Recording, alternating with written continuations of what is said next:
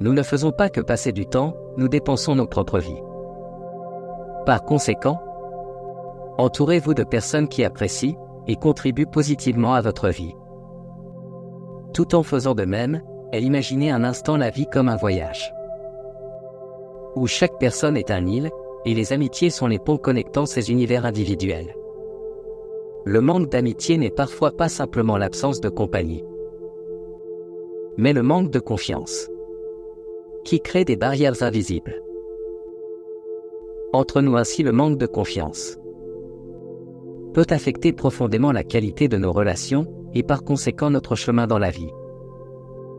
Il est important de souligner que le fait d'avoir un cercle social plus restreint n'est pas en soi un problème. Certains préfèrent la tranquillité de quelques vagues dans leur océan personnel.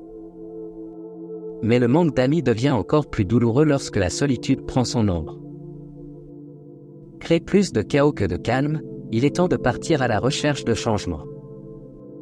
Rappelez-vous que la quantité ne signifie pas nécessairement qualité. Recherchez toujours des connexions authentiques et de qualité avec les autres. Cela vous rendra plus fort et plus confiant. Dans cette vidéo, nous aborderons certains sujets liés au manque d'amitié, afin que vous puissiez comprendre le problème. Et si vous le souhaitez, recherchez des solutions pratiques timidité ou introversion. Pour ceux naturellement enclins à la timidité forgée.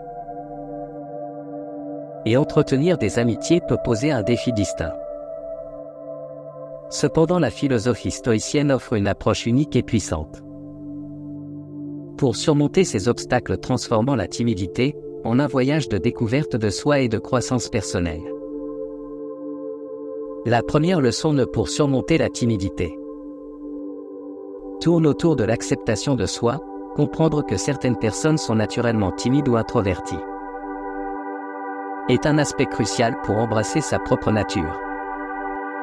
Les stoïciens tels que Marc Aurèle nous enseignent que l'acceptation de qui nous sommes est le point de départ de toute transformation en pratique sociale. Cela signifie ne pas permettre à la timidité de nous emprisonner dans des pensées négatives sur ce qui pourrait ou pourrait ne pas arriver, au lieu de s'inquiéter de l'acceptation ou du rejet. L'individu stoïcien se concentre sur l'authenticité et la vertu dans ses interactions. Cette mentalité réduit la pression associée à la timidité, permettant une approche plus détendue et simple. Les problèmes de confiance peuvent entraver la formation d'amitiés proches, pour ceux qui suivent le chemin stoïcien dans le domaine de la confiance. Les stoïciens se concentrent sur des vertus telles que l'honnêteté, l'intégrité et la bienveillance. Lors de l'évaluation des autres, recherchez ces qualités comme indicateurs d'un caractère digne de confiance. Une personne alignée sur les vertus stoïciennes est plus susceptible d'être un compagnon fiable dans votre voyage.